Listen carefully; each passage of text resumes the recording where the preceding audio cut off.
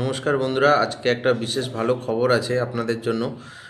টেকনিক্যালের উপর দিয়েই কথাটা, যেটা হচ্ছে ড্রিম 11 এবং যত বড় বড় ফ্যান্টাসি অ্যাপস ছিল ওগুলো গভর্নমেন্ট থেকে ব্র্যান্ড করে দিয়েছে।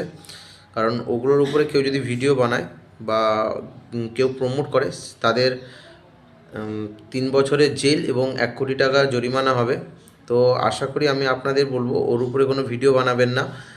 তো ভিডিও বানালেই কিন্তু আপনার খুবই বিপজ্জনক হতে পারে, এবং সাইবার ক্রাইম থেকে এটা যদি জানতে পারে তাহলে আপনার জেল হওয়ার সম্ভাবনা খুব বেশি।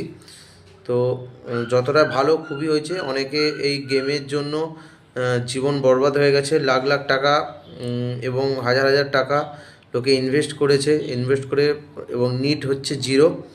তো আশা করি সবাইকে বলবো যে যাতে ড্রিম 11 বা অন্য কোনো ফ্যান্টাসি গেমের উপরে এখন আর ধ্যান না দেয়।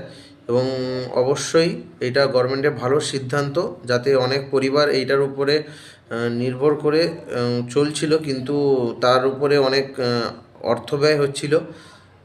তো সেই জন্য আপনাদের কাছে এই একটা নিবেদন, আপনারা কোনো ফ্যান্টাসি গেম খেলবেন না এবং প্রমোট করার চেষ্টা করবেন না, করলে কিন্তু আপনার জন্য খুবই বিপজ্জনক। তো আশা করছি আপনারা ভালো থাকবেন, সুস্থ থাকবেন এবং গভর্নমেন্টের এই রুলসটাকে ফলো করবেন। ধন্যবাদ।